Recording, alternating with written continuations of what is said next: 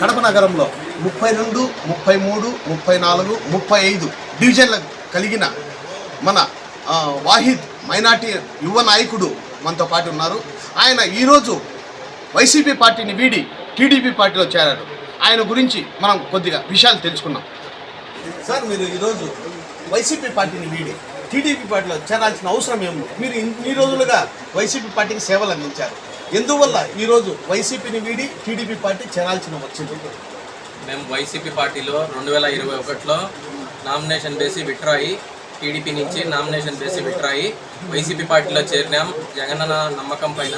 కానీ ఇక్కడ లోకల్గా ఉండే కార్పొరేటర్లు వీళ్ళు చేసే పనులపైన మాకు అసంతృప్తి ఎక్కువయి మేము టీడీపీ పార్టీలో చేరినాం. భవిష్యత్తు ఫ్యూచర్లో చంద్రబాబు నాయుడు సార్ వల్ల యూత్కి అంతా ఉద్యోగాలు వస్తాయని, ఇంకొకటి మా మైనార్టీలకు దుల్హన్ పథకం, మాకు వచ్చేసి ముస్లిం బ్యాంక్ అనేది ఒకటి ఉంటుంది, అవన్నీ మాకు చంద్రబాబు నాయుడు సార్తోనే వస్తాయని మేము చేరడం జరిగింది.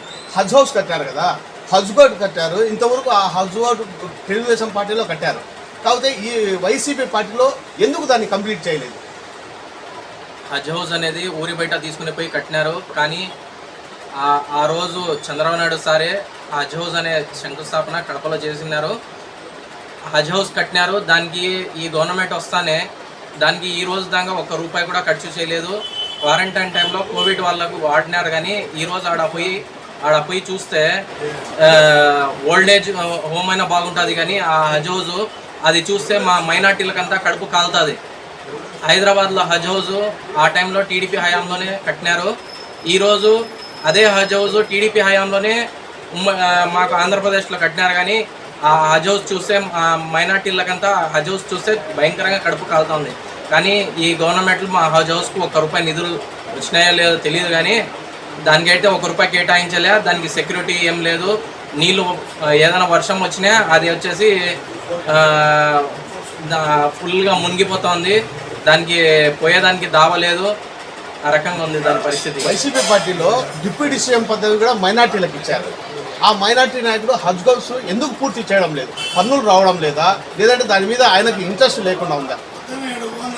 ఆ విషయం పెద్దోళ్ళు చాలామంది మైనార్టీ నాయకులు చాలా సార్లు అంజద్ అన్నకు చాలా మాటలు అడిగినారు. సార్ ఇట్టా మాకు హజ్ హౌస్ ఇచ్చినారు కదా, దానిపైన మాకు ఫండింగ్ ఏదైనా చేయండి అని. ఇంకా ఆయన ఎందుకు దానిపైన చొరవ తీసుకోవడం లేదో ఆయనకే అర్థం కావాలా.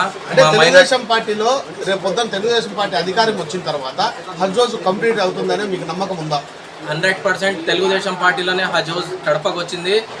ఈ రోజు కూడా మళ్ళీ నెక్స్ట్ హజ్ హౌస్ అనేది నెక్స్ట్ రాబోయే 2024లో మళ్ళీ టీడీపీ గవర్నమెంట్ ఫామ్ అవుతుంది. హజ్ హౌస్ కంప్లీట్ అవుతుంది. మా మైనార్టీలకు మా ఎయిర్పోర్ట్ నుంచే ఇక్కడి నుంచే హజ్కు వెళ్ళే యాత్రికులంతా ఇన్నే స్టే చేసి వెళ్తారు. మాకు ఆ రోజు వచ్చినప్పుడు మా మైనార్టీలంతా సంతోషం పడతారు. ఏ రకంగా హైదరాబాద్లో అయితే జరుగుతుందో అట్టనే కడపలో కూడా రెడీ అవుతుంది. మా మైనార్టీలంతా ఆ రోజు కోసం చూసుకుని ఉన్నాం. అంటే మైనార్టీలంతా టీడీపీ వైపే ఉన్నారా? మైనార్టీలంతా టీడీపీ వైపు ఒక టైంలో లేరు కొన్ని కారణాల వల్ల. కానీ ఈరోజు ఉమ్మడి కడప జిల్లాలో ఏడైనా కానీ ఎవరికైనా పోయి అడిగినా వచ్చేది కూటమి ఉన్నా, మేము వేసేదేమో టీడీపీకి అంటున్నారు. ఎందుకంటే కొన్ని జరిగినాయి, వాళ్ళకి తెలుసో తెలియదో కానీ కొన్ని జరిగినాయి. దానివల్ల మైనార్టీలంతా ఏడపోయినా పింఛన్లు రావటం లేదు. ఎందుకు రావటం లేదు పింఛన్ అంటే కరెంట్ బిల్ ఎక్కువ వస్తుందని, ఇంకా వేరే ఇవన్నీ ఉన్నాయి. ఆ రకంగా చెప్పుకుంటూ పోతే దండిగా ఉన్నాయి.